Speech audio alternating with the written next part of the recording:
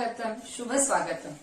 तुम्हा सगळ्या रसिक प्रेक्षकांचं आमच्या आजच्या सखी मंडळाच्या ऑनलाईन गॅदरिंग किंवा स्नेहसंमेलनात मनपूर्वक मी पल्लवी अडबे स्वागत करते. सगळ्यात सख्यांचा आणि त्यांच्या फॅमिलीजचा अत्यंत आवडीचा कार्यक्रम म्हणजे आमच्या मंडळाचं वार्षिक स्नेहसंमेलन. पण यावर्षी कोरोनाच्या संकटामुळे हे स्नेहसंमेलन होईल की नाही याबद्दल सख्या जरा साशंक होत्या. पण अध्यक्षा वर्षा देशपांडे आणि सगळ्या पदाधिकाऱ्यांनी मिळून ठरवलं की सख्यांच्या उत्साहावर विरजण पडायला नको आणि मग समोर आली ऑनलाईन गॅदरिंगची संकल्पना. मग असं ठरलं की पार्टिसिपंट्सचे व्हिडिओज मागवायचे आणि ते युट्यूबवर अपलोड करायचे. मग सर्वानुमते थीम ठरवल्या गेली, आयुष्यावर बोलू काही. हे काम म्हणजे जरा कठीणच होतं, पण सगळी टेक्निकल बाजू अध्यक्षांनी सांभाळायची तयारी दाखवली आणि त्यांनी हे काम अत्यंत मेहनतीने केलं देखील. सगळ्यांचे व्हिडिओज त्यांनी मागवले आणि ते जोडून एक सुंदर असा कार्यक्रम तयार केला, जो आपण आता थोड्याच वेळात बघणार आहोत. कुठल्याही कार्यक्रमाची सुरुवात आपण दीपप्रज्वलनाने करतो. तर दीपप्रज्वलनासाठी आपल्या समोर येत आहेत सखी मंडळाच्या संस्थापिका माणिकताई जोशी, अध्यक्षा वर्षा देशपांडे, उपाध्यक्षा वृंदा तारे, सचिव पल्लवी अडबे, कोषाध्यक्षा अनघा देवधर, वाचनालय प्रमुख वसुमती वैद्य आणि सल्लागार समिती अंजली कानडे, संध्या दार्वेकर आणि वीणा पुसतकर. या कुंदेन्दु तुषारहार धवला, या शुभ्रवस्त्रामृता, या वीणावरदण्डमण्डितकरा, या श्वेतपद्मासना, या ब्रह्माच्युतशङ्करप्रभृतिभिर्देवैः सदा वन्दिता, सा मां पातु सरस्वती भगवती निःशेषजाड्यापहा.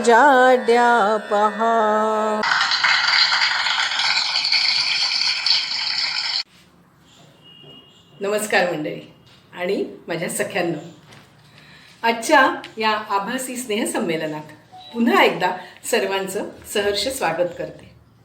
खरं म्हणजे आज जरा वाईटच वाटतंय की गॅदरिंग आपल्याला अशा तऱ्हेने साजरं करावं लागतंय.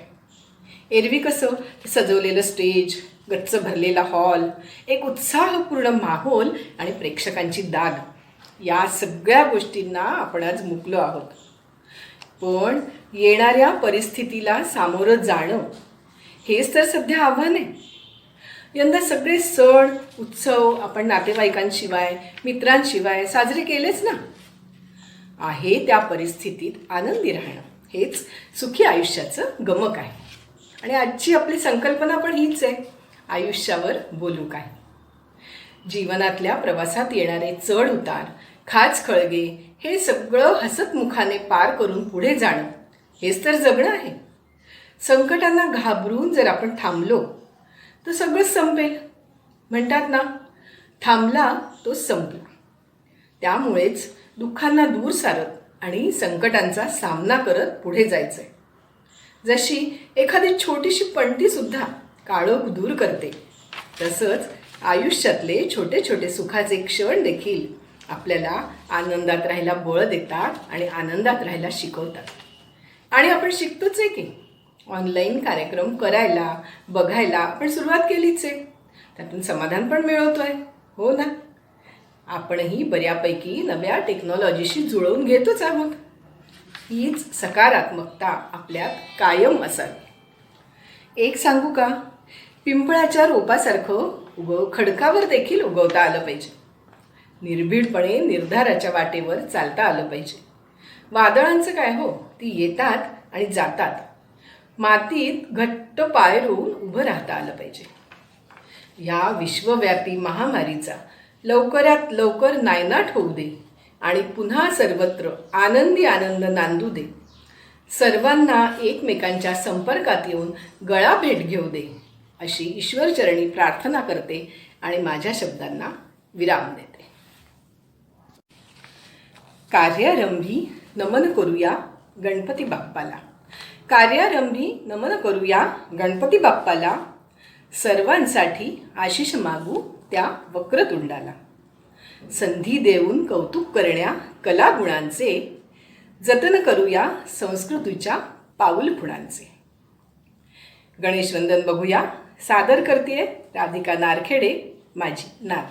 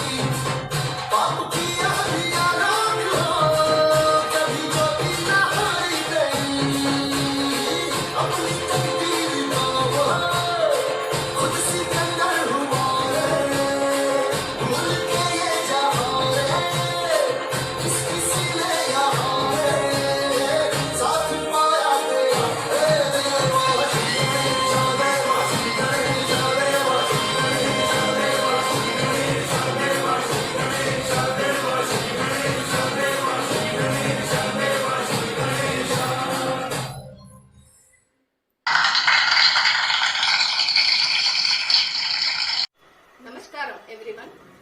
I am Padma Nittala. I am performing Tulsidas Bhajan Sri Ramachandra Krupala.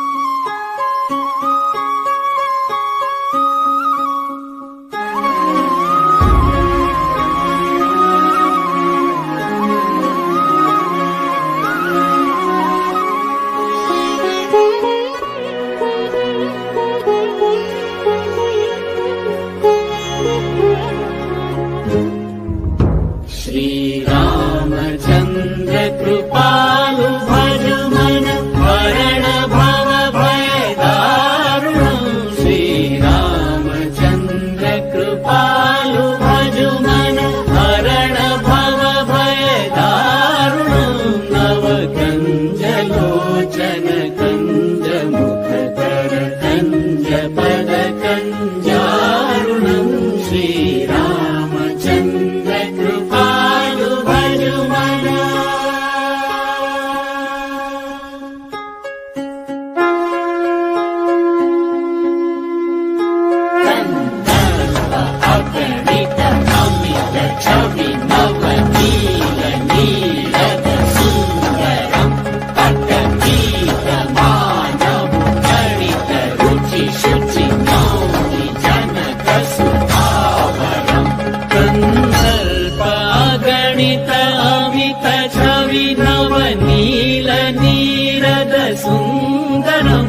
पटपीतमानहु तडितरुचि शुचि नौमि जनकसुतावरं श्रीरामचन्द्र कृपालु भजुमना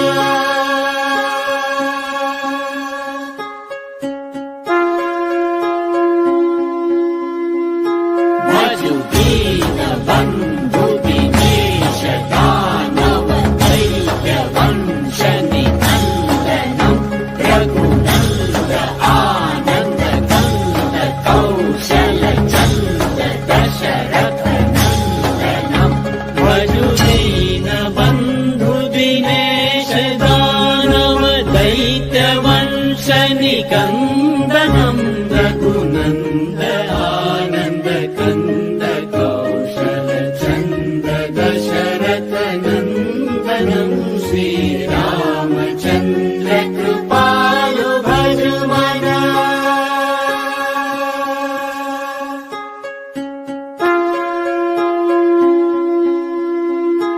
इति वदति तुलसीदास शङ्कर शेष मुनि मनरञ्जनं मम हृदय कञ्ज निवास कुरु कामादि फलदल व्यञ्जनम् इति वदति तुलसीदास शङ्कर शेष मुनि मनरञ्जनं मम हृदय कञ्ज निवास कुरु कामादि फलदल गञ्जनं श्रीरामचन्द्र कृपालु भजुमना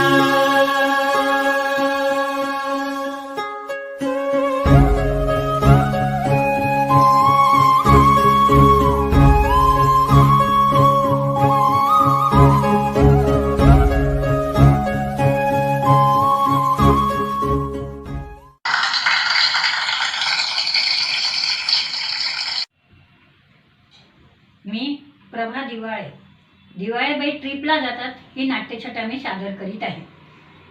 झाली बाई तयारी एकदाची. आज इतका आनंद होत आहे हो, इतका आनंद होत आहे. जन्मभर मेला आयुष्यभर अंधा वाढा उष्टी काढा, कधी स्वतःची मौज नाही की मजा नाही. यावर्षी म्हणूनच मी सखी मंडळाची मेंबर झाली. आता आमची ट्रिप जाते आज. झाली सगळी तयारी माझी जवळजवळ झालीच आहे. अगं अंजू, ए अंजू तो ढोकळा बघ ग बेटा, ढोकळा बघ ना झाला का चांगला व्यवस्थित. काय म्हणतेस? सगळा बिघडला ढोकळा? अगो आई गो, आणि कशाला आज ढोकळा ठरवलं म्हणतेस मला?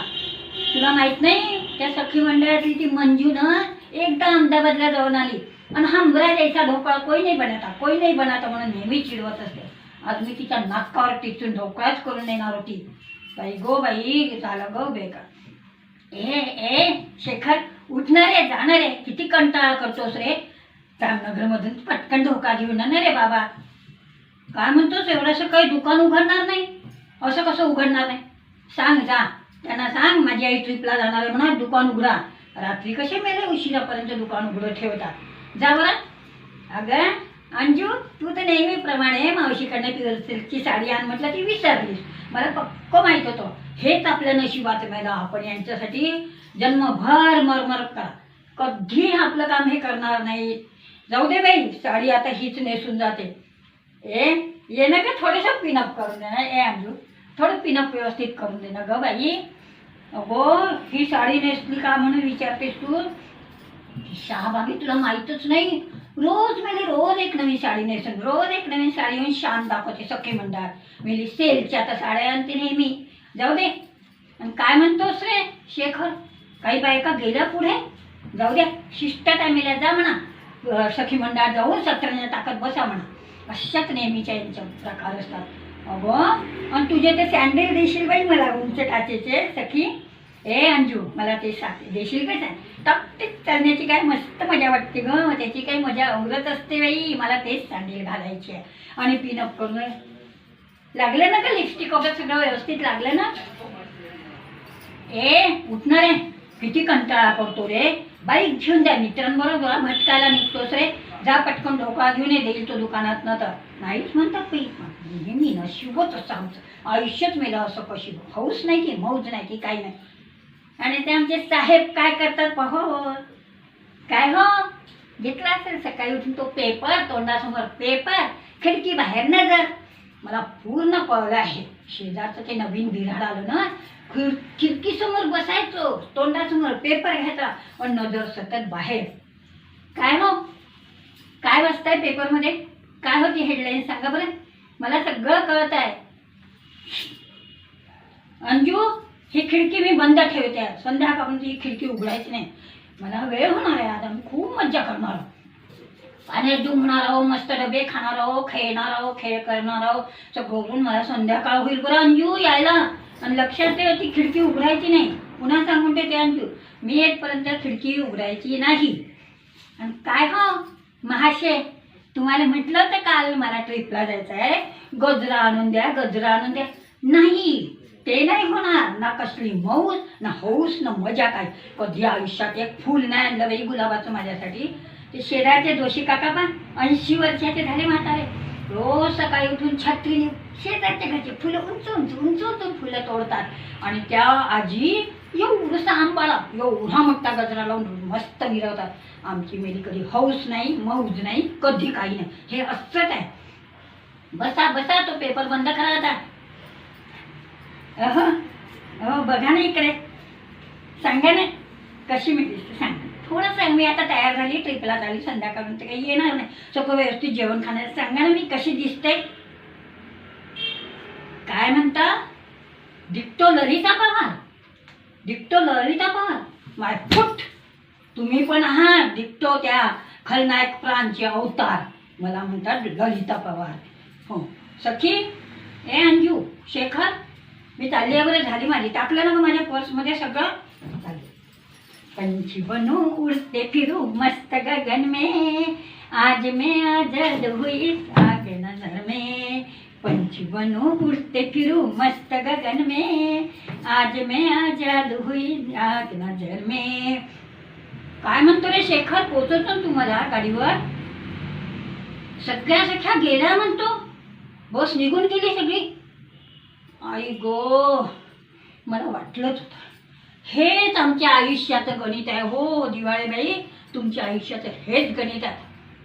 पण गणित चुकणारी मी नव्हे, लक्षात ठेवा.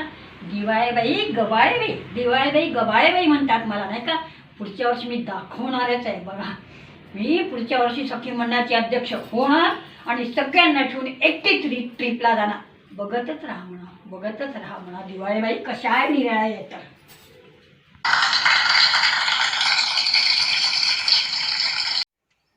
नमस्कार, मी कीर्ती कविशबर.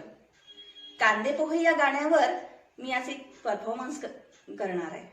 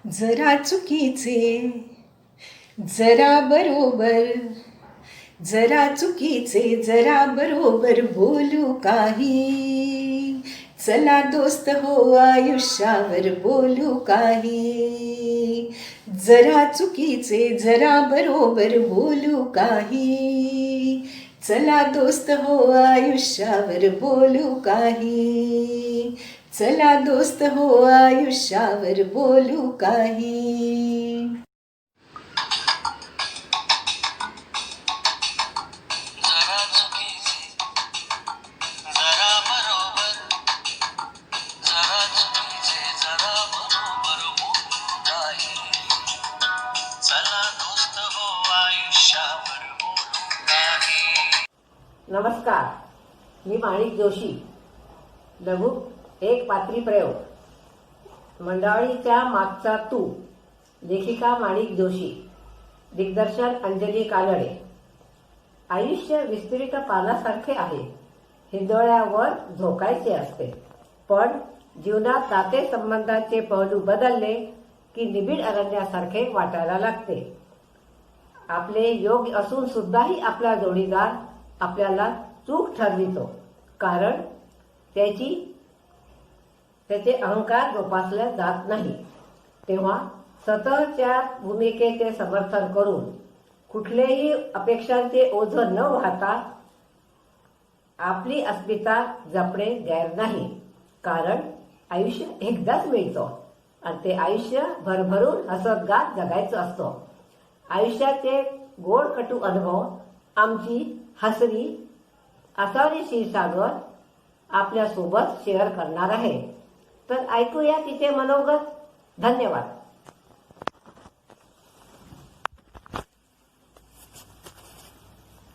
नमस्कार मैत्रिणींनो, तुम्ही म्हणत असाल अशी काय हसते मी, पण आज मी आयुष्यात निसर्गाने बहार केलेल्या माझ्या हास्यावर मी आज बोलणार आहे. माझ्या हास्याचा मला सार्थ अभिमान आहे. अहो, आई नेहमी म्हणायची की जन्माला येणाऱ्या बाळाचा स्वर हा रडकाच असतो, पण अहो मी मुळीच रडले नाही. म्हणून डॉक्टरांना सुद्धा खूप काळजी वाटली, पण तरीही मी निरोगी आणि सुदृढ बाळगले.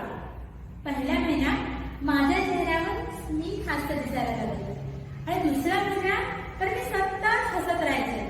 अहो, म्हणून तर माझ्या आईने माझे नाव हसरी ठेवले आणि माझ्या हसण्यामुळे सर्व वातावरण कसे हसले राहत असे.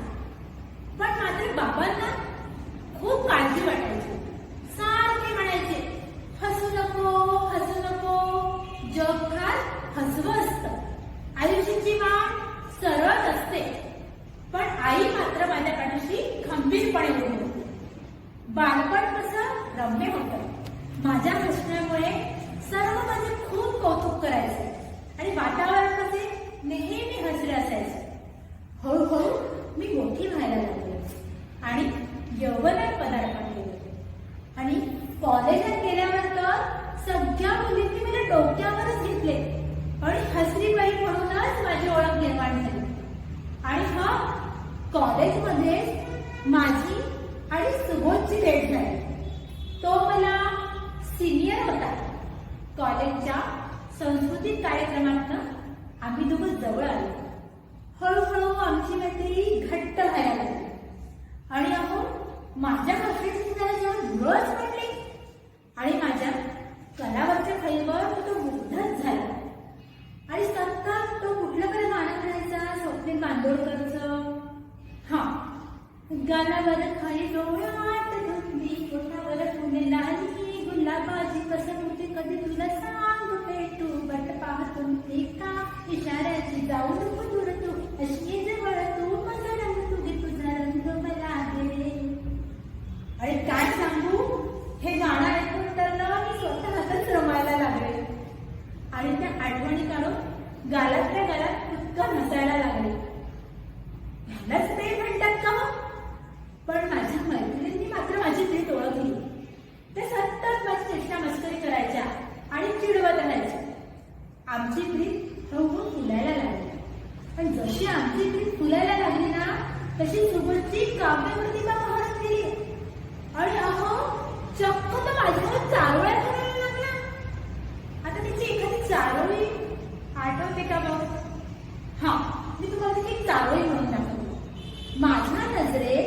माझ्या नजरेत तूच तू दिसतेस आणि माझ्या ओठामधूनही तूच हसतेस असं म्हणत आणि म्हणायचं की हसण्यासाठी आपल्याला हास्य जमलं द्यायची अजिबात आवश्यकता नाही. आणि तू जरी जमत असली तरी तुझे हास्य सतत माझ्या बुद्ध्याशी असतं. आणि मग काय, आम्ही दोघांनी लग्नाचा निर्णय घेतला. दोन्ही घरातनं विरोध नव्हताच. आमचे नाते आनंदाने स्वीकारले. आणि मग मी नेत्राच्या निरांजनी प्रीतीची वाट ठेवून संसाराला सुरुवात केली. आणि अहो, लग्नानंतर सुद्धा त्याने मला वचन दिले, तुझे हसणे सर्वांपेक्षा गोड आहे, तुझे हसणे सर्वांपेक्षा गोड आहे, तू माझ्या जीवनाची एक डोर आहे आणि तुझ्या हास्याकडेच तर माझी ओढ आहे. 2 वर्ष आम्ही प्रेमाच्या हिंदुळ्यावर झुलत होतो. आणि मग माझ्या सुखेची गती मंदावली. त्याच्या नजरेत, त्याच्या बोलण्यात मला वेगळेपणा जाणवायला लागला. खरं तर आमचे मित्रमंडळी तेच होतं, कट्टाही तोच होता आणि अहो मैत्रीण सुद्धा तीच होती. पण तू मात्र बदललास, अलिप्त राहायला लागलास. मी कोणाशी बोलले, हसले की तू निखाणी कटाक्ष टाकायचा. काय तुझी प्रेमा नजर हरवली, काय तुझी प्रेमा नजर हरवली काय. आणि एक दिवस तू स्पष्टपणे सांगितलंस की तुझे सतत हसणे, मदाळ हास्य मला अजिबात आवडत नाही. कारण काय, तर मी समाजात स्त्रीने सतत हसणं हे एटिकेटच्या मॅनर्सला धरून नाही. तुझ्या हसण्याला लोक खूप हसतात आणि तू सुद्धा खूप काही बोललास रे. माझे कान अगदी बधीर झाले, माझे कान अगदी बधीर झाले. तू माझ्यावर गालेले गाणे, चारोळ्या, ती हास्याची ओढ सगळी खोटी होती का रे? नाही रे. तुझ्या डोळ्यात आजही मला ती पूर्वीची ओढ दिसते. खरं तर आपण खूप चिरपरिचित होतो. लप्पाछप्पीची तर अजिबात गरज नव्हती. पण बाबांची भीती मात्र खरी ठरली. कदाचित पुरुषांनाच पुरुषी अहंकार पडतो. मग मी मात्र स्वतःला साकारले आणि स्वतःचा शोध घेतला. निसर्गाने बहार केलेल्या हास्याची देणगीला मी अजिबात अवहेलना करणार नाही. कारण मी माझ्या मर्यादेपलीकडे कधी वागलेच नाही. आणि मला माझी अस्मिता जपायची आहे. आयुष्य तर एकदाच मिळतं ना, मग ते मला हसत गातच जगायचं आहे. सुबोध, आज तुझ्यामुळे मला आयुष्यावर बोलायची वेळ आली आहे. मैत्रिणींनो, एकच सांगते, माझ्या हास्याला जरूर दाद द्या. खूप हसा, हसत राहा, खुश राहा, हसत राहा, खुश राहा, हसत.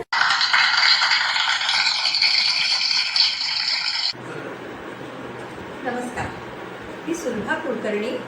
मी आपल्या समोर पु ल देशपांडे लिखित ती फुलराणी या नाटकाचा एकपात्री प्रयोग आपल्यासमोर सादर करणार आहे.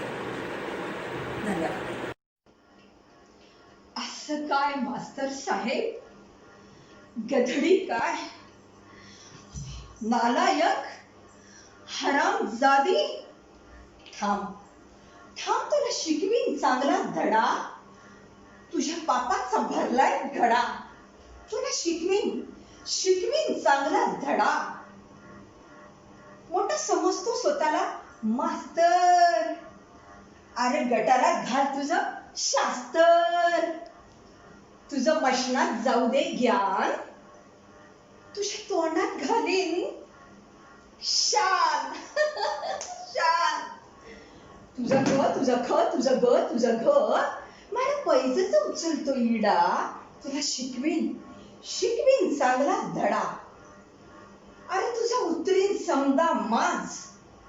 मग येशील गुंडाळून लाच. मग चाटत येशील बुट.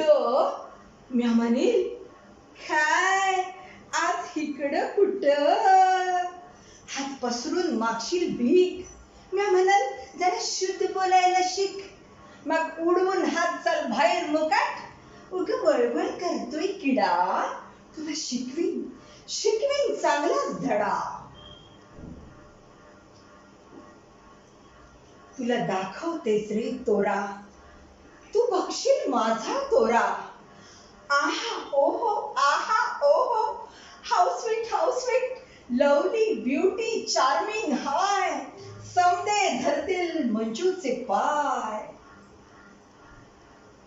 कुत्र्यावानी घोळवी गोंडा, तरण्या पोरांचा दारात लोंढा. Hi Manju, hi Dilip, hi Manju, hi Philip. Manju बेन केम छे, मंजू बेन केम छे. Come, how do you do? Come to the hanging garden. Ha, I beg your pardon. कुणी आणतील सिल्कची साडी, कुणी देत्याल मोत्याची कुडी, कुणी घालतील फुलांचा सडा. तुला शिकवीन चांगलाच धडा. मग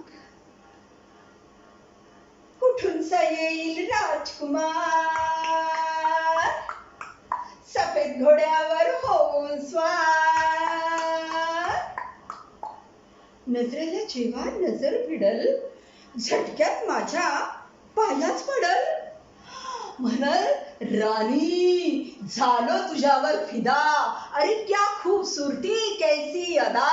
माग काय हवं ते माग, ए प्यारी माझ्यावर धरू नको राग. मी मात्र गावठीच बोलीन, मनाची गाठ हळूच खोलीन. गालावर चढल लाजूची लाली, नजर उतरल अलगद खाली. मी म्हणल त्याला, हे असं कसं, समद्या लोकात होईल हस. अहो कुपरा पत्तर सरण्याची धाव, टिटवीने धरावी का दर्याची हाव. हिऱ्याच्या कंठ्याला सुतळीचा तोडा, गटारीच्या पानाला सोन्याचा घडा. हॅट मग राजाच येईल रथात बसून, तगडक तगडक तगडक तगडक तगडक तगडक तगडक तगडक म्हणाल, ए म्हणजे कसं बी कर, पण हो माझी सून. दरबारी मंत्री धरत्याल मुठीत नाक आणि म्हणत्याल, अगं राजाचा मान तरी राख. तोरण लावा आणि रांगोळ्या काढा, त्या आशिकाला शिकवीन चांगला धडा. मग मंजू म्हणा, महाराज ऐका, त्या अशोक मास्तरच्या हातात बेड्याच ठोका. शिशाचा रस त्याच्या कानात वता आणि लखलख चुलीनं त्याची गर्दन छाटा. मास्तरला घोड्याच्या शेपटाला जोडा.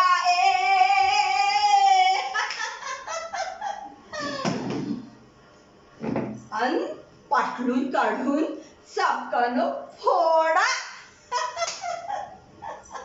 राजा म्हणाल, भले शाबास, धाडून द्या र घोडे स्वार. तगडक तगडक तगडक तगडक तगडक तगडक.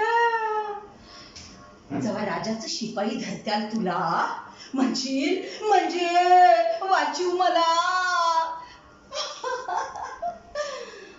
धरशील पायान लोळशील कसा, रडत राहशील ढसा ढसा. तुझा तुझा ओ, तुझा न, तुझं शान, तुझं वस्कन अंगावर येणं. भोग आता गप तुझ्या कर्माची फळ, तुझ्या चुरुचुरू जिभेला कायमच टाळ. मग राजा म्हणाल, ह्याची गर्दन तोडा, ह्याची गर्दन तोडा. मी म्हणाल, महाराज जाऊ द्या, गरीबाला सोडा, गरीबाला सोडा. मग तू म्हणशी मंजू देवी आलो मी तुला शरण. मी म्हणान शरण आल्यावर देऊ नये मरण.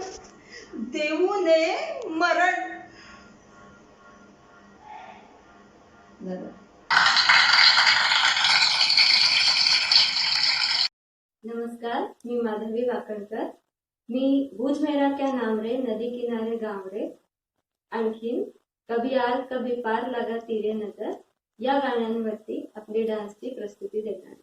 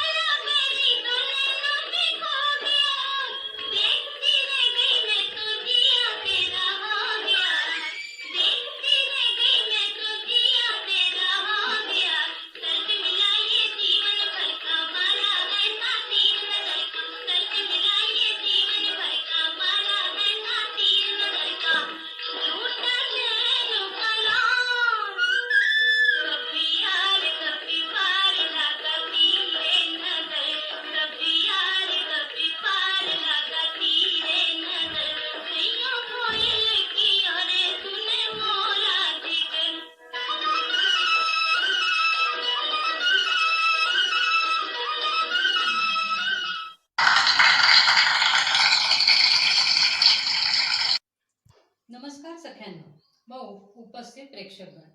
प्रसिद्ध नाटककार, कवी, लेखक राम गणेश गडकरी म्हणजेच गोविंदाग्रज हे मराठी साहित्यात त्यांच्या भाषेच्या प्रभुत्वामुळे उच्च स्थानावर मानले जातात. ते सर्व परिचितही आहेतच. प्रेम संन्यास, पुण्यप्रभा, महाबंधन व एकच प्याला ही नाटकं नाट्यगृहात मंचावर आली. मात्र राजसन्यास व वेड्यांचा बाजार ही नाटके अपुरीच राहिलीत. प्रेम संन्यास हे त्यांचे गाजलेले पहिलेच नाटक, त्यामुळे त्यांना रसिकांच्या मनात स्थान मिळाले. नाट्यसृष्टीतले लोक त्यांना प्रेमाने, आदराने मास्तर असे म्हणत, तर मराठीतील शेक्सपियर म्हणूनही त्यांची प्रशंसा केली जाते. प्रेम संन्यास नाटकातील विसरभोळा गोकुळ व त्याची कजाक बायको मथुरा यांचा विनोदी प्रवेश प्रेक्षकांच्या पसंतीस उतरला, भावलाच म्हणाला. तर आता आपण बघूया विसराळूपणा व कजाग स्वभाव यांचा आयुष्यावर कसा परिणाम होतो ते. दिग्दर्शिका वृंदा तारे, संगीत सीमा खडसे. यातील कलाकार गोकुळ वृंदा तारे, मथुरा सीमा खडसे.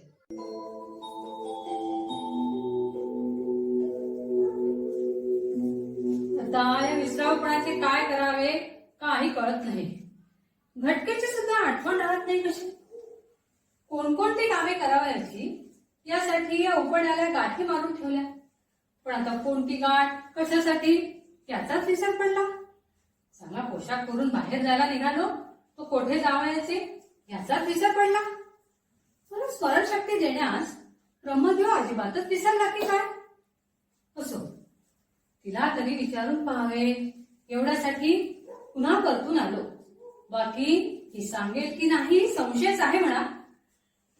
मी काही विसरायला विसरत नाही आणि मी विसरल्याबद्दल ही रागवायला विसरत नाही. हा विसराळूपणा आणि ही कजाक बायको या दोघांनी माझ्या जन्माचे येथे सार्थक करून टाकले आहे. वा वा गोकुळ, धन्य तुझा संसार. पण आता असा विचार करत बसण्यात उपयोगी नाही. तेव्हा तिला हाका माराव्या. अगं ऐकलेस का? येतेस का जरा? मथुरा ऐकलेस का? ऐकले हो, आले आले. आता हाका मारण्याचा झपाटा चालूच ठेवावा म्हणतो. नाहीतर थोडा उशीर झाला तर तिला बाहेर येण्याची आठवणच राहणार नाही.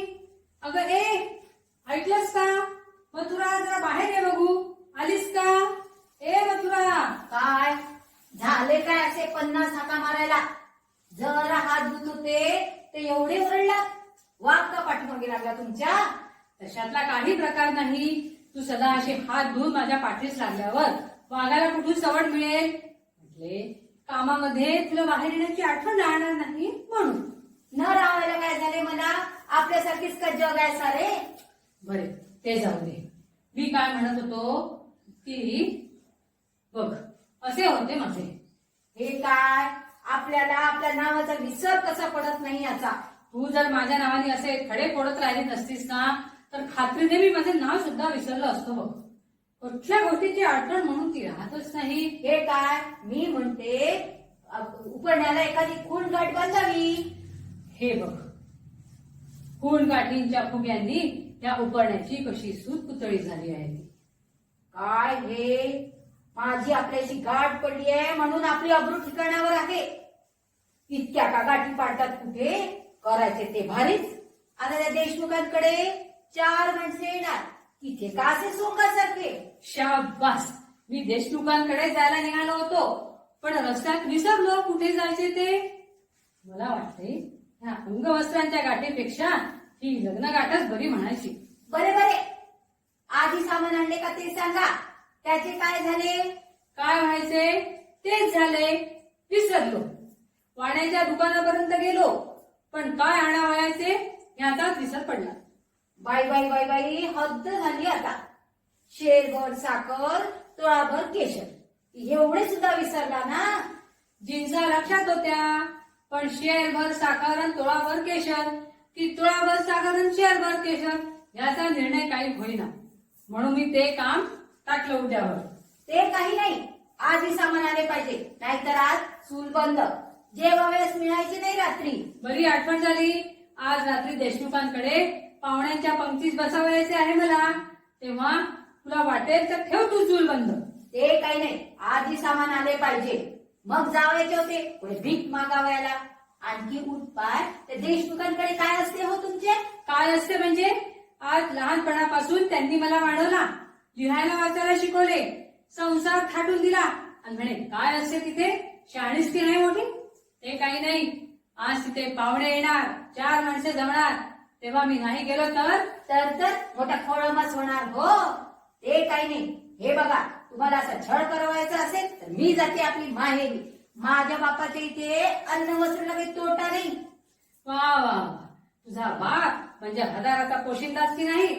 आता त्या खाणावळीत रोज 200 पाने उठतात म्हणून अन्नाला काही तोटा नाही खरा. पण महिन्याला 7 रुपये तू कुठून देणार? एवढे काही हिलवायला नको. माझी आई समर्थाला पोचायला. म्हशीची शिंगे म्हशीला काही जड होत नाही. मग ही लग्नाची उठाठेव केलीच कशाला? म्हणजे त्या म्हशीची शिंगे माझ्या डोक्यावर कधी बसली नसती. माझे लग्नच कुठे करणार होते, पण हळद कुंकाला आधार म्हणून तुझ्या गळ्यातल्या माळ्याची ताक माझ्या गळ्यात बांधली वाटते. त्यापेक्षा जेजुरीच्या खंडोबाची मुरळी बनवली असती तर तिथे जास्त पैसा नसता का मिळाला तुझ्या बापाला? म्हणे मी त्याला जड नाही, ते काही नाही. ही बॅग कशी गेली असती मग घरातून? मी म्हणतो तुझा बाप एवढाच उदार होता तर मग दिवा सणाला आपल्याला बोलावून घेतले, महिनाभर ठेवून घेतले आणि महिन्याला 9 रुपये प्रमाणे दोघांचा मिळून 18 रुपये आकार का केला असता त्याने माझ्यावर? त्यांचे झाला दिवा सण आणि माझे निघाले दिवाळे. आपल्यासारख्या दिवाळखोराला असेच पाहिजे. एरवी मी एकटी गेली म्हणजे सारी माणसे माझं मानपान सुद्धा ठेवतात. माझ्या बापाचे इतकी सारी माणसे काम करतात, पण माझ्या खेरीज पान हलत नाही. नसेलच हालत पान. ती 200 पाने हलवायला तुझ्यासारखी खंबीर बायकोच पाहिजे की नाही? तुझ्या याच गुणामुळे तो तुला अन्न तर देईलच, पण तुझ्या वाटेल त्या गुणावर तुला पाठीशी सुद्धा घालेल. लाज नाही वाटत हो असे बडबडायला? काय असे माझे गुण आहे तो? खाई त्याला खवखवे. आणखी उठल्या सुटल्या त्या देशमुखांकडे काय असते हो तुमचे? त्या घरातल्या त्या एकटं सारख्या तर आहेतच, आणि ते विलायती वसंतराव त्यांची ती बहीण दुर्मणका कोणशी ती एक. बया कपाळी आली आणि आई बापाचे कपाळ फुटले. आता तर काय म्हणे तिला दिवसच गेले आहेत. तर पोरीने बाहेर पाऊल टाकल्यापासून आई बापाचे बाहेर पाऊल टाकणे बंद झाले आहे. आणि मीही काल बघितले चेहरा अगदी फिक्कट पडलेला. तुझ्या तेजामुळे फिक्की पडली असे बिचारी. तुझे तेज आहेस का तसे? काय हे बोलणे? तिचे डोळे सुद्धा खोल गेले. तुझे मोठे मोठे डोळे पाहून आत गेले असे बिचारे ते डोळे. हो, तुम्हाला करत जावे यावे लागते तेव्हा तुम्ही करा तिची तरफदारी. बरे झाले मला जावयाची आठवण करून दिलीस ती. नाहीतर मोठा खोळंबाच झाला असता हो. राजाची निघाली स्वारी म्हणे मशालीचा घातवार. बरे ते असो. मी म्हणतो मी बाहेरून येईपर्यंत ओटीवर दिवा का लावून ठेवीस नाहीस ग? कित्येकदा मी घर विसरून पुढे निघून जातो. ठेवत जात्या कोणाला एखादा दिवा. कशाला? धड धड धुराने ओटी का काही करायला? आता दिव्याचा धूर नको म्हणून धुरांचे दिवे आणणारच आहे मी. दिवे वाळा धुऱ्यांचे दिवे आणणाऱ्यांवरून गळा ककलेचा उजेड. बस त्या फुलांचा वर्षा आणि मुक्ता फळे नवरा घरी बाहेर जाताना नको. नवरा घरी आल्यावर मुक्ता फळे उडाळून दिवे वळावे चांगले. नमस्कार. प्रत्येक मुलीच्या आयुष्यात येणारा, तिला हवासा वाटणारा, उत्कंठा वाढवणारा असा क्षण म्हणजे लग्न. लग्न म्हटलं की हळद, मेहंदी हे ओघाने आलंच. मी वृषाली कांडगे प्रस्तुत करते मेहंदी है रचनेवाली यावरती एक सुंदर नृत्याविष्कार.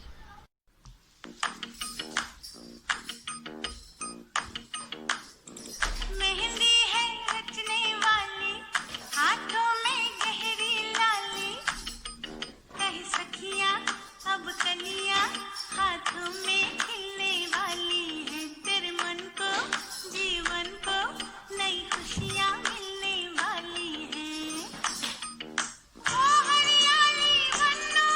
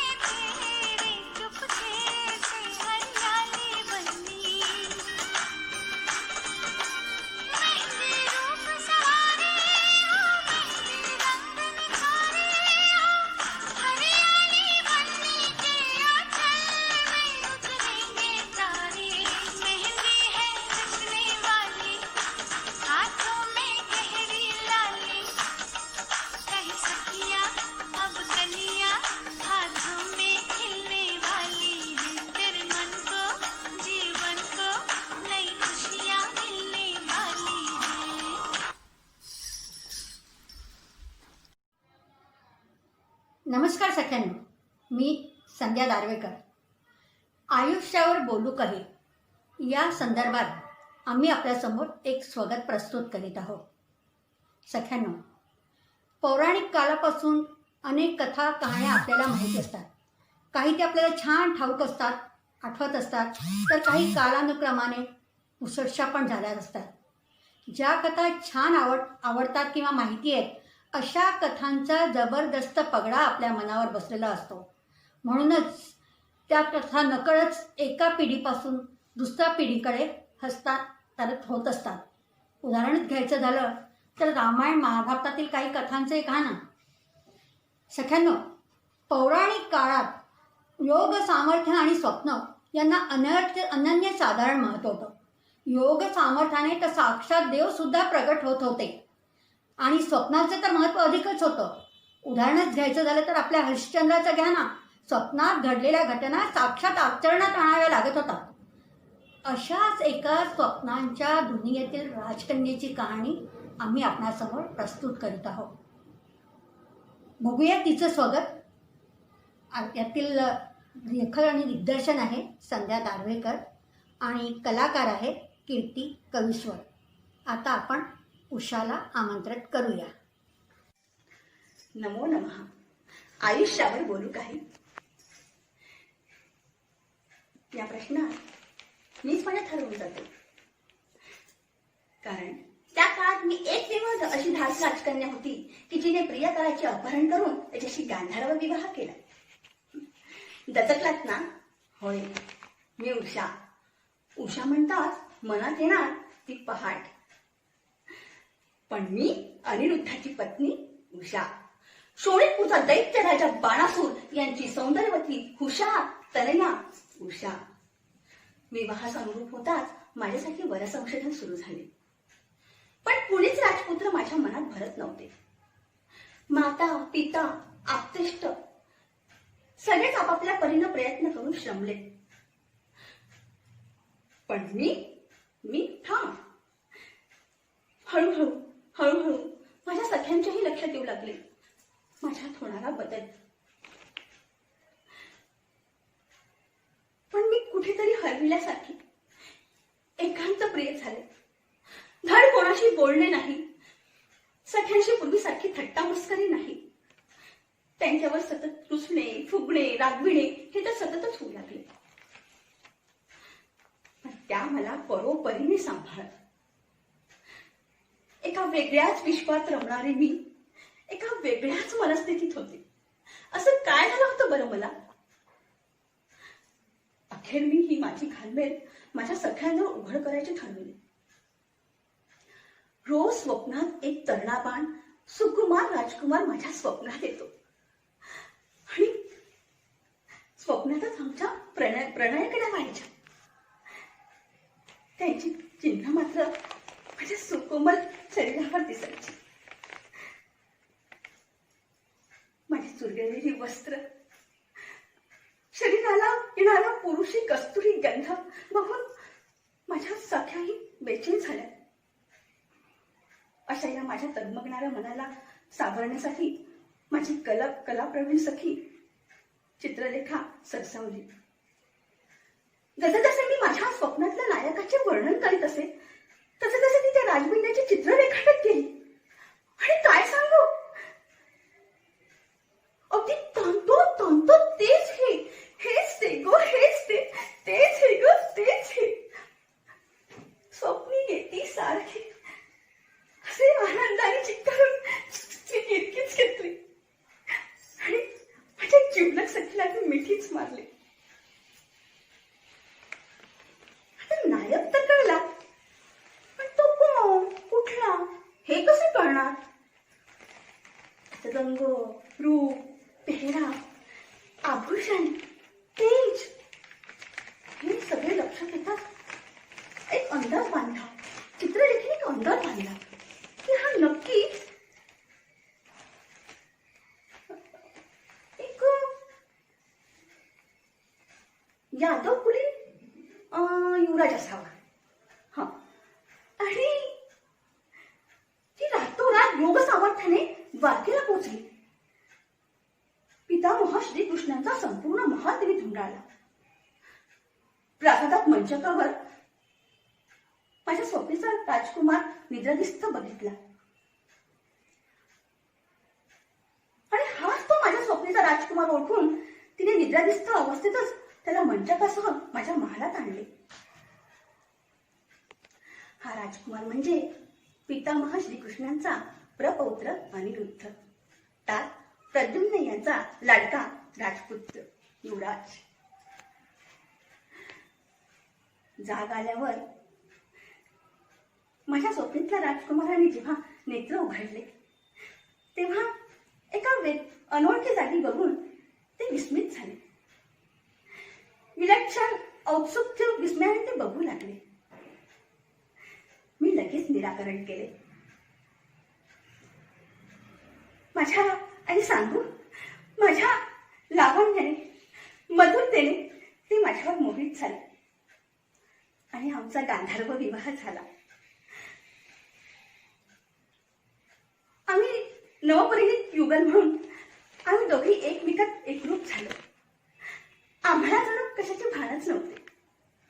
पण इकडे मात्र महालात कोणीतरी एक परपुरुष राहतो आहे, आपल्या कन्येच्या महाली एक परपुरुष राहतोय अशी कुणकुण तात आणि माता यांना लागली. आणि तिकडे द्वारकेत हल्ला कल्लोळच माजला. गुप्तचर यंत्रणेमार्फत पितामहांना खबर लागली आणि पितामह श्रीकृष्ण अफाट सैन्यासह सोनीतपूरवर चढाई करायला आले. घनघोर युद्ध झाले. बाणासुरांचा करुण पराभव झाला. पण अखेर माझे प्रेमच जिंकले आणि पितामह श्रीकृष्णांनी मला मोठ्या मनाने माफ करून माझी यादवकुलीन सून म्हणून त्यांनी माझा स्वीकार केला. पितामह श्रीकृष्णांची प्रपौत्र स्नुषा म्हणून सुवर्ण द्वारकेत मी माप ओलांडून आले. आम्ही दोघेही सुखाने संसार करू लागलो. अशी ही माझी प्रेमकथा अमर झाली. एकमेव द्वितीय अशी ही धाडसी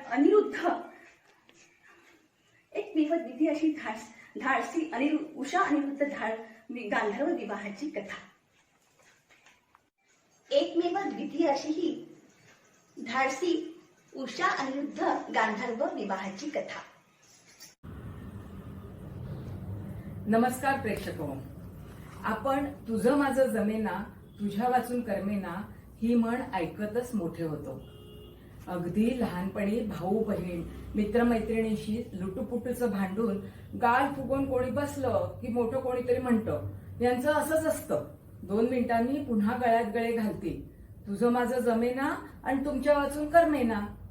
आयुष्यात पुरुषांपेक्षाही स्त्रीला नाती गोती सांभाळत संसार करावा लागतो. त्यावेळेला तिला अनेक रोल करावे लागतात.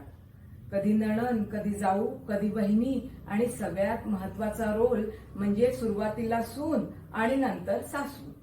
याही संबंधात जर आपण झालं गेलं विसरून गेलं हा दृष्टिकोन ठेवला ना तर आयुष्यावर आपण अगदी आनंदाने आणि समाधानाने बोलू शकू. स्त्रीच्या आयुष्यातील महत्वाचं सासू सुनेचं नातच मुळी लुटूपुटूच्या भांडणाचं. आणि हे सादर करणार आहेत इंदुमती पेटकर आणि सुनीता विद्वांस. या स्किटचं वैशिष्ट्य असं आहे की आपल्या पेटकर मावशी 90 वर्षाच्या आहेत, आपल्या सिनियर मोस्ट मेंबर. कोणाला आयुष्याबद्दलची सकारात्मकता हवी असेल तर त्यांनी नक्की त्यांना भेटा. सादर करीत आहोत तुझं माझं जमेना. संकल्पना आणि लेखिका अंजली कानडे. दिग्दर्शन अंजली कानडे. कलाकार इंदुमती पेटकर आणि सुनीता विद्वांस. अय्या आई, खूप जाय तुम्ही. बापरे, करोना झाला की काय तुम्हाला? आता ऍम्ब्युलन्स बोलवायची का क्वारंटाईन होताय तुम्ही? मला नाही झाला, तुला झाला असेल करून. 90 वर्षाची मी म्हातारी चांगली हट्टी कट्टी आहे. तुझ्यासारखं नाही. कधी पाय दुखतो तर कधी कंबर दुखते. बरं बरं, राहू द्या. माहिती आहे किती वलवले आहात तुम्ही ते. मी घरात नसली की हे भांड उचक ते भांड उचक, सारखं मला मध्ये करणं.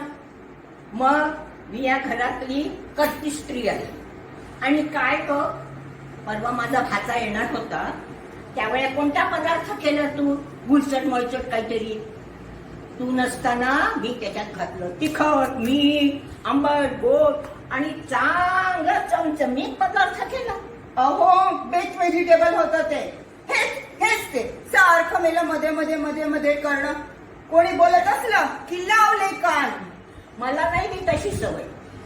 आणि काय ग, माझ्या लेकीचा जेव्हा फोन येतो तेव्हा कान कोण चौकारतं? बरं, राहू द्या.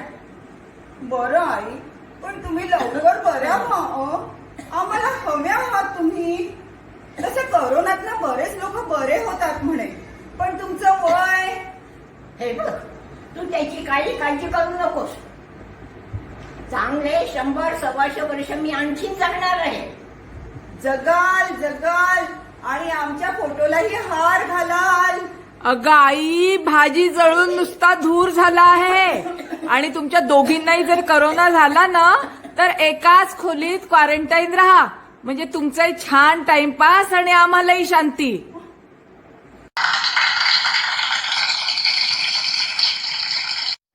नमस्कार, मी अर्चना गिजरे.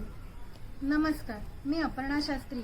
आम्ही तुमच्या पुढे जिंदगी न मिलेगी दोबारा यातलं सूरज की बाहों में हा डान्स सादर करीत आहे.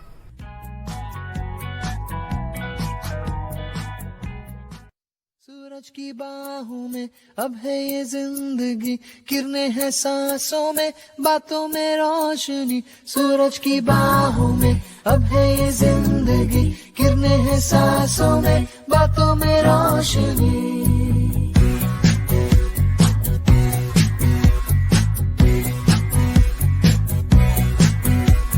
जो की बदली दिल की ताल है, आहा आया एक ख्याल है, आहा पाते हमें जिंदगी एक बार, क्यों न करे कोई भी हम इसका प्यार. जाने किसका है हमें इंतजार, कि जिंदगी यही है और यही जो भी कल तक बस आरज़ू.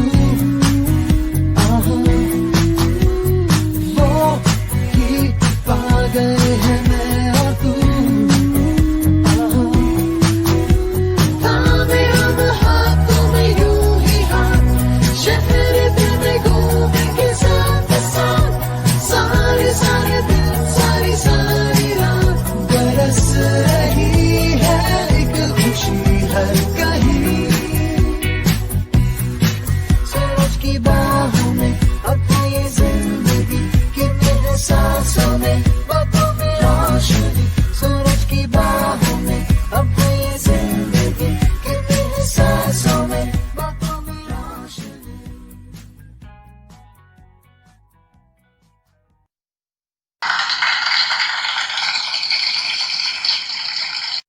नमस्कार, मी सौ रश्मी देवगडे. माझ्या एकपात्रीचं शीर्षक आहे उपेक्षित व्यक्तिरेखा.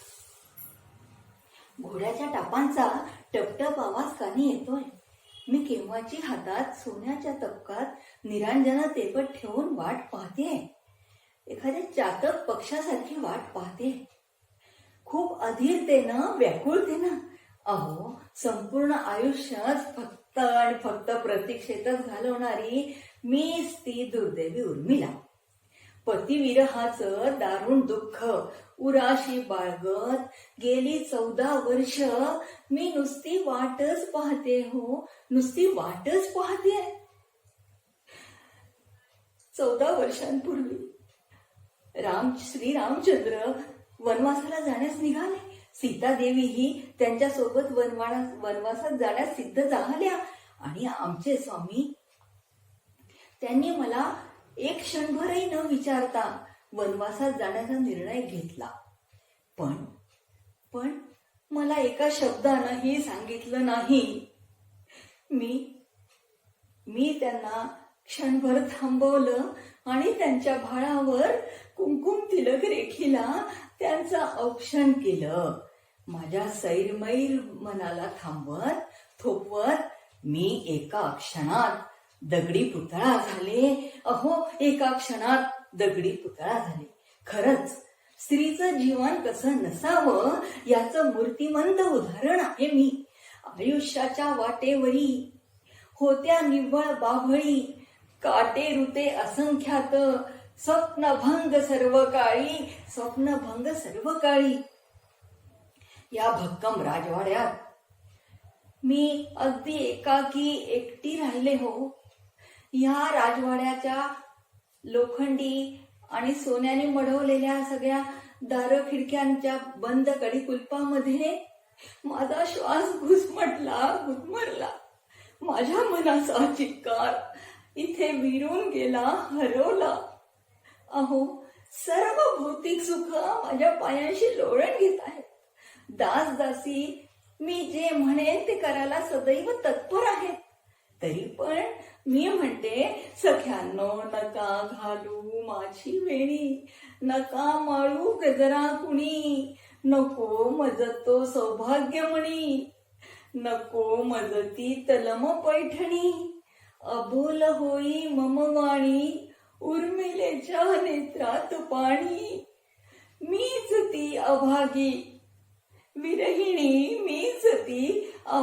विरहिणी. अहो, या तापसीच्या आयुष्यात वसंत ऋतू कधी आलाच नाही. वसंताचं आगमन या राजवाड्यात कधी झालंच नाही. साऱ्या भावभावनांची फक्त राग रांगोळी पाहतच मी जगते, जीवन कंठते. माझी व्याकुळता, माझी असोशी, माझी कासाविशी या भक्कम राजवाड्यात बंदच राहिली. अहो, आयुष्याच्या रंगमंची कळसूत्री मी बाहुली, कधी भेटेल सौख्याची मंद शीतल सावली. अहो, स्वप्न फुले कोमेजली, नशिबाचा भाग हाही. माझी ओंजळ रीतीचं आयुष्य ओघळूनही कुणा मिळे जरतारी वस्त्र तर साधे कुणा. मज विटके चिटके त्याच उदासीच्या खुणा. अहो, हे असंच जीर्ण वस्त्र नेसून मी 14 वर्ष उग्र तपश्चर्या करते. पण ह्या तपश्चर्येमुळेच मला एक दिव्य दृष्टी लाभली आहे. त्याच दिव्य दृष्टीने या द्वापार युगातच मी त्या लांबच्या कलियुगात पाहते की प्रत्येक मंदिरात राम आणि सीतेच्या सोबत लक्ष्मण पूजल्या जात आहेत. पण उर्मिला तेव्हा सुद्धा उपेक्षितच राहणार. ह्या सर्व विचारांच्या कल्लोळात मी तुमच्याशी नुसती बोलते हो, पण ती काय मंगलवाद्य वाजतायत. केवढा हर्षोल्लासाचा ध्वनी येतोय. नाही, श्रीरामचंद्र 14 वर्षांच्या वनवासानंतर आणि माझे स्वामी सुद्धा येत आहेत. नाही, मला त्यांचं हसतमुखाने स्वागत करायलाच हवंय. धन्यवाद.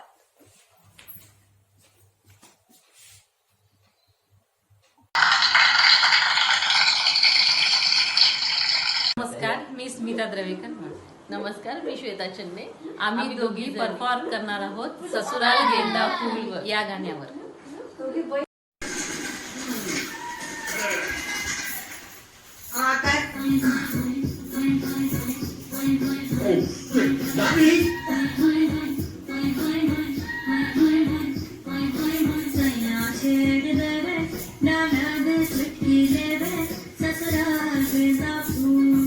सासगारी देवे देवर संध्या देवे ससुराल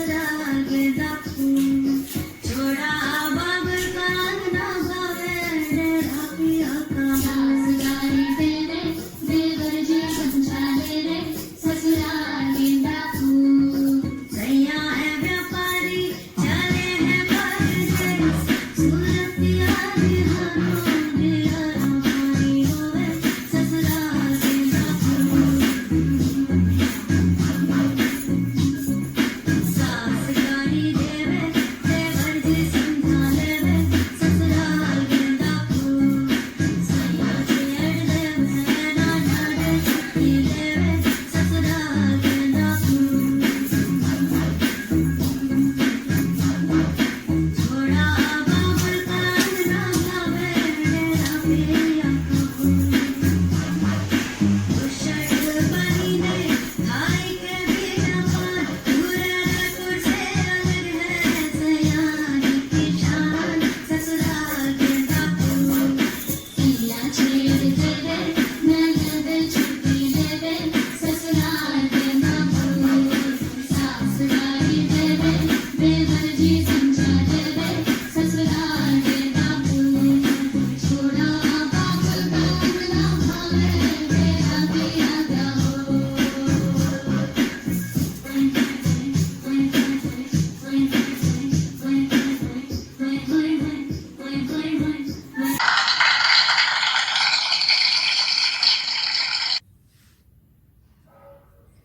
नमस्कार प्रेक्षको, मी अंजली कानडे. आयुष्याच्या प्रत्येक टप्प्यावर प्रत्येक जणच आयुष्य अगदी वेगळ्या वेगळ्या पद्धतीने जगत असतो. अगदी बालपणापासून तर म्हातारपणापर्यंत प्रत्येकाच्या आयुष्याबद्दलच्या कल्पनाही अगदी वेगळ्या असतात. पण बहुतेक वेळा आपल्या वाट्याला जसे जीवन येते तसे आपण ते कधी आनंदाने, कधी दुःखाने, तर कधी चिंतेने, तर कधी मन मारून जगत असतो. आपल्या वाट्याला आलेले जीवन कधी देवावर तर कधी दैवावर सोडून आपण जगत राहतो. त्यातही आपल्या पुरुषप्रधान संस्कृतीने आणि समाजाने स्त्रीला एका विशिष्ट वागणुकीचे कुंपण घालून दिले आहे. भले ती होममेकर असो किंवा अगदी मोठ्या पदावर काम करणारी स्त्री असो, पण सगळ्यांप्रमाणेच स्त्रीलाही आयुष्य एकदाच मिळतं आणि ते तिला पूर्णपणे जगायचा हक्कही आहे. आणि म्हणूनच तिने सर्व बंधनं झुगारून न देता आयुष्याचा समतोल सांभाळत आनंदानं कसं जगावं हे या मैत्रिणी आपल्याला सांगणार आहेत. आयुष्य जगून घे. संकल्पना आणि दिग्दर्शन अंजली कानडे. यातील कलाकार वीणा पुसतकर, प्रगती फाटक आणि सुनीता विद्वांस. पार्श्वसंगीत शिरीष घारे. काव्य गायन अंजली कानडे. प्रिय सखी आयुष्य जगून घे. प्रिय सखी आयुष्य जगून घे. मी म्हणते बिनधास्त जग, चिंता नको करू अन मनामध्ये राग नको धरू.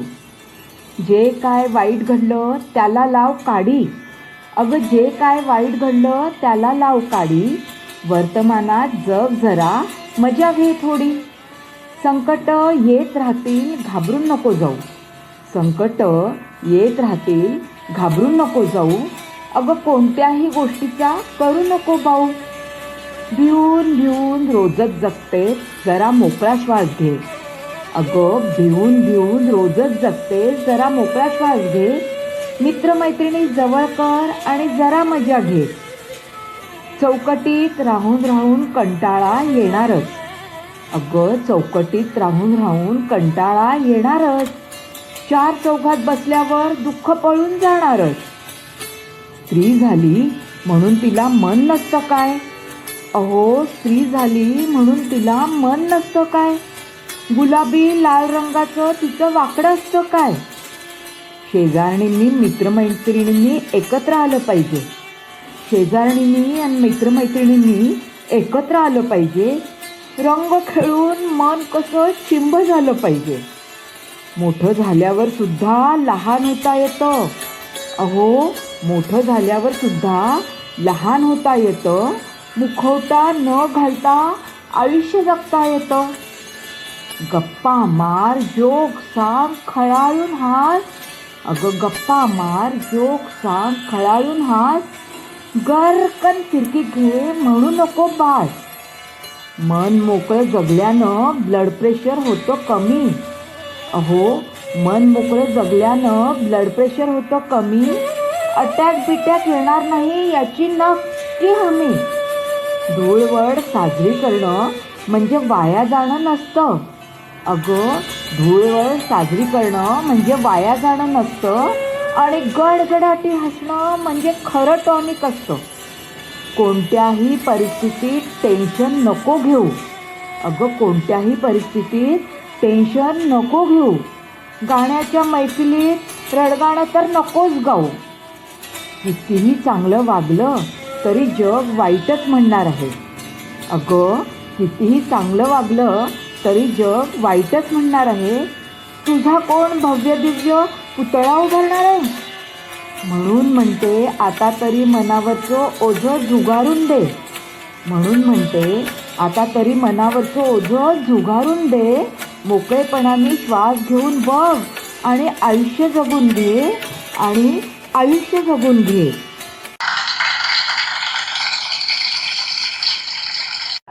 मी माणिक जोशी. लघु नाटिकेचे नाव सोबत. सोबत नाटिकेत सोबतीच्या जाण्याने आयुष्यात एक पोकळी निर्माण होते.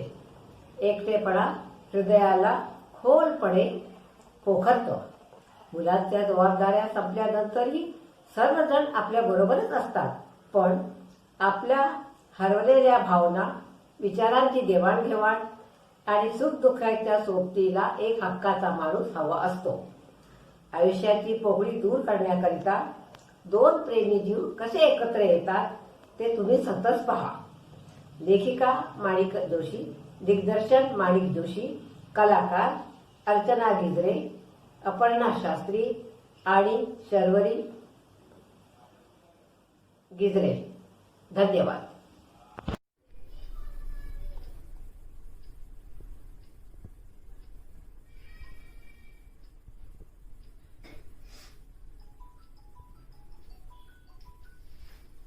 हा, बोल ना.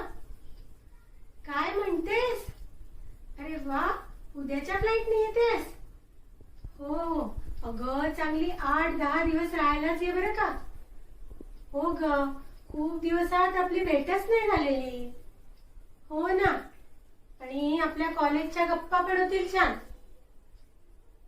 हो हो हो, हा ठीक आहे मग. ये मग उद्या. हा, मी वाट बघते. Okay, bye.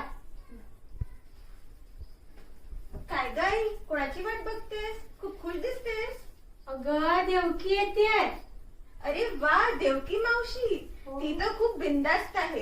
आता ती येईल ना तर आपण मस्त धमाल करू आणि खूप एन्जॉय करू. अगं हो, पण असं अचानक येण्याचं काय कारण असावं काय कळत नाही. अगं, मैत्रिणीला यायला कसलं कारण हवंय? तेही खरंच म्हणा. अगं, तिला खूप गुलाबजाम आवडतात. मग मी आजच गुलाबजाम करायला घेते. उद्या आम्हाला गप्पांमध्ये वेळच मिळणार नाही. हो, चल मी तयारी करते. चल, मी तुला मदत करते. चल.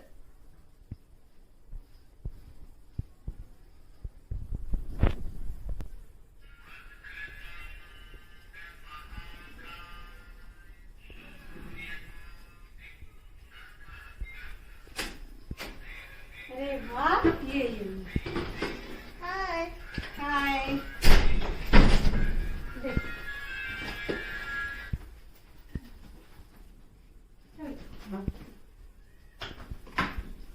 अगं रिया, पाणी दे बरं. हो.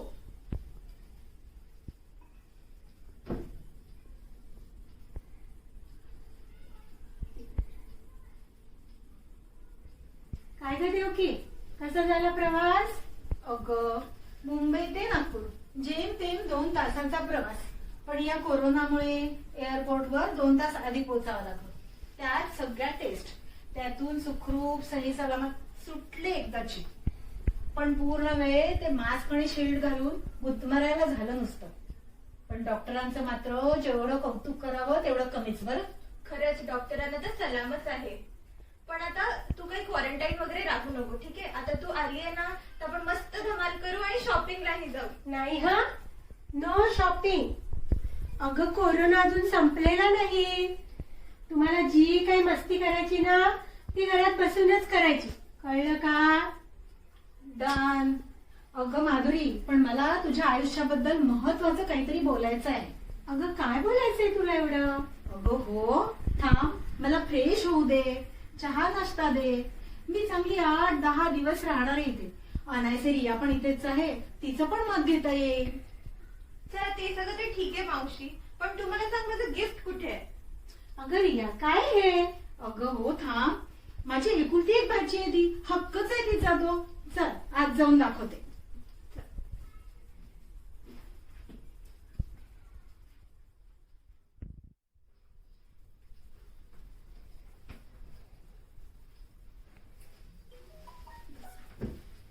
अगं माधुरी, तुला तो आपल्या कॉलेजमधला स्मार्ट आनंद वर्मा आठवतो का ग? कॉलेजचा हिरो. हो, हे गेल्यावर त्याचा फोन आला होता मला. अगं तो लाईन मारायचा तुझ्यावर. मला पण तो खूप आवडत होता, पण माझ्या बिनधास्त स्वभावामुळे माझ्यापासून 4 हात लांबच राहायचा तो. अगं अधनामधनं फोन करतो तो मला, माझी खुशाली विचारतो, पण स्वतःबद्दल मात्र काही सांगत नाही बरं. अगं त्याला माधुरी खूप आवडत होती, पण ही लाजाळूचं झाड. हो मावशी, आईने मला सांगितलं होतं की तू कॉलेजमध्ये किती धूम करायचीस म्हणून, लोकांना काय काय नावाने हाका मारायचीस आणि नकला करण्यात तर तू एक्सपर्ट आहेसच. अगं तू आनंद वर्माबद्दल काय सांगत होतीस ग मला? अगं त्याला तू आवडत होती, त्याने तुला प्रपोज पण केलं होतं, पण तुझ्या वडिलांच्या भीतीने तू प्रेम नसल्याचं सांगितलं. अगं माझे बाबा कर्मठ, त्यांना असा दुसऱ्या जातीचा जावई चालला नसता ना, मग म्हणून मी तसं बोलले. अगं आनंदनी लग्न केलं, पण त्याचं काही त्याच्या बायकोशी पटलं नाही. मग त्याला एक मुलगा पण आहे, 2च वर्षात डिव्होर्स झाला त्यांचा. त्याचा मुलगा सध्या US ला असतो. हे सगळं काही बोलला नाही तो मला कधी. अगं त्याला लग्न करायचं आहे, पण तुला विचारायची हिंमत होत नाही. मला भेटत असतो तो अधनामधनं मुंबईला. खूपच सुस्वभावी आणि लागवी आहे तो. नाही ह, मला लग्न वगैरे काही करायचं नाही. अगं रिया माझी जबाबदारी आहे.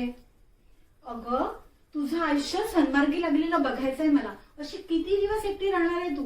तुला पण सोबतीची गरज आहे आणि त्यात काही गैर नाही. काय ग रिया, तुझं काय मत आहे यावर? मोकळेपणी बोल. हो आई, माझं आणि मावशीचं बोलणं झालं या बाबतीत. आधी मला काही पटत नव्हतं, पण संदीपने आणि त्याच्या आईने मला समजावले. खरं तर मी आयुष्याबद्दल थोडीशी पॉझिटिव्ह होते. मी आनंद अंकललाही भेटले, ते मला खूप आवडले. तुम्ही दोघं एकदम सुखात राहाल आणि मग मला तुझी काळजीही नाही राहणार. म्हणजे मावशी बाचींनी ठरवूनच टाकलं तर सगळं. अगं रिया, तू सुद्धा काही बोलली नाहीस मला. अगं मीच तिला तसं करायला सांगितलं होतं. आमचा प्लॅन सक्सेसफुल झाला. मावशी बाची एक झाल्यात अगदी. अगं म्हणतात ना, माय मरो आणि मावशी उरो म्हणून. असं कर, ते जाऊ दे सगळं. तू फोनवर आनंदशी सविस्तर चर्चा कर, मग आपण फायनल करू. म्हणजे आता मी करवली होणार. आई आता तू काही जास्त विचार नको करू, ठीक आहे? मावशी, मी संदीपलाही फोन करून बोलावून घेते. आपण असं करू, एक छोटासा घरगुती कार्यक्रम करू. संदीप त्याचे आई वडील, आनंद त्याची बहीण आणि आपण. काय माधुरी, झाला का तुझ्या आयुष्यावरचा निर्णय? आता होणार शुभमंगल सावधान.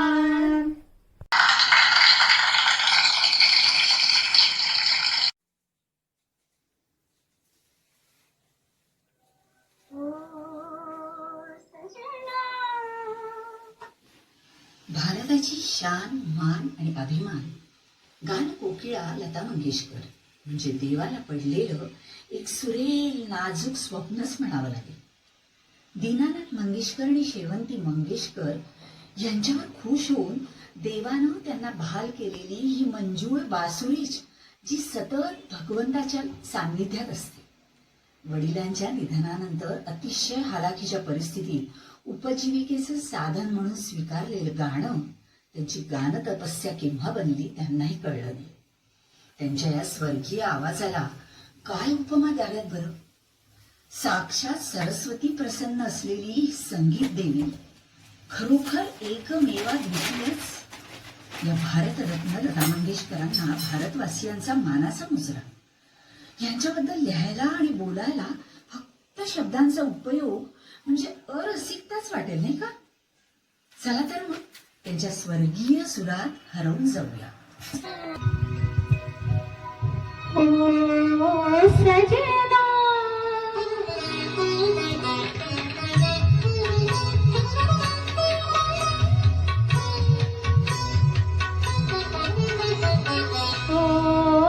सजना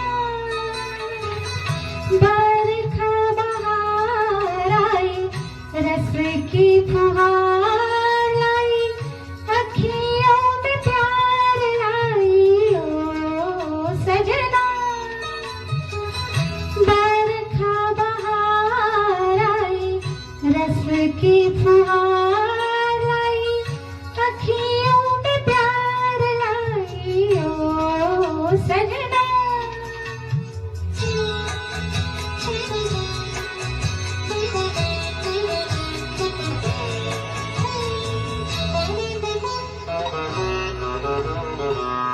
तुमको पुकारे मेरे मन का पपीहारा तुमको पुकारे मेरे मन का पपीहारा मीठी मीठी आवानी में जने मुरलिया ओ सजना बरखा बहार आई रस की फुहार लाई अखियों में प्यार लाई ओ सजना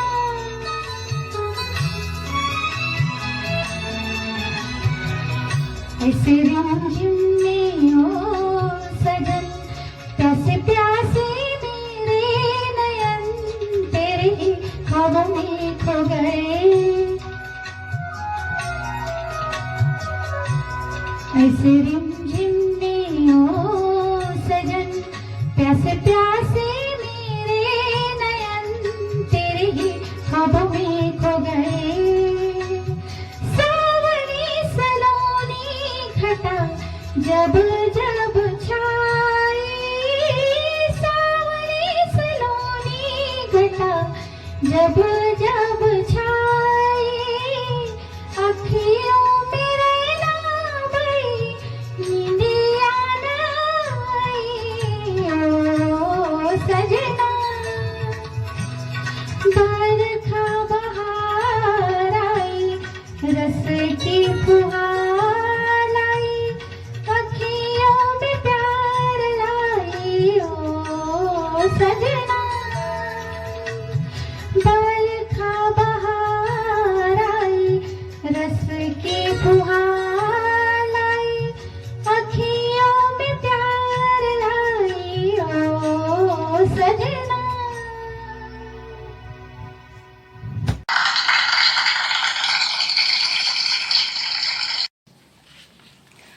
ऋणानुबंधांच्या अशाच टिकून राहाव्या गाठी. ऋणानुबंधांच्या अशाच टिकून राहाव्या गाठी. निरोप घेऊ काही क्षणातच पुन्हा भेटण्यासाठी. ईश्वराची करुनी प्रार्थना मागू आरोग्याचं दान. ईश्वराची करून प्रार्थना मागू आरोग्याचं दान. समारोप करताना ऐकूया पसायदान. समारोप करताना ऐकूया पसायदान. आमंत्रित करते अनघा देवधर हिला पसायदानासाठी. आता विश्वात्मके देवे येणे वाग्यज्ञे तोषावे तोषोनी मज द्यावे पसायदान हे जे खळांची व्यंकटी सांडो तया सत्कर्मी रती वाढो भूता परस्परे पडो मैत्र जीवाचे दुरितांचे तिमिर जाओ विश्वस्वधर्म सूर्ये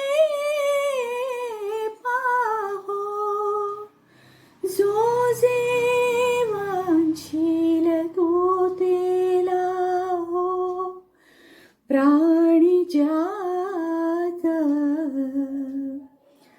वर्षत सकळ मंगळी ईश्वर निष्ठांची मांदियाळी अनवरत भूमंडळी भेटतो भूता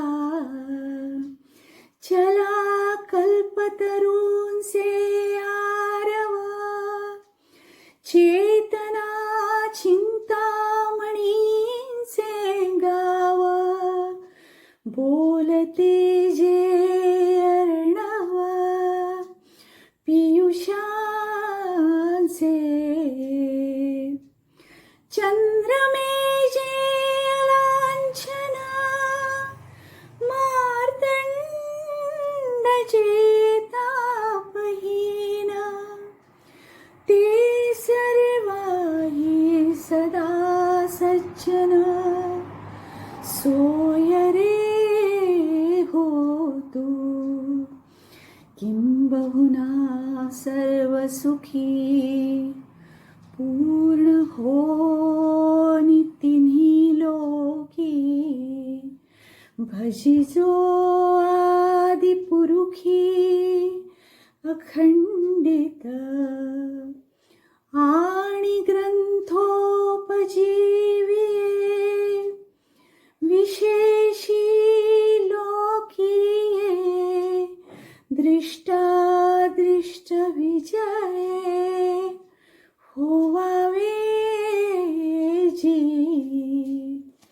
येथ म्हणे श्री विश्वेश्वराओ हा होईल दान पसाओ येणे वरे ज्ञान देवो सुखिया झाला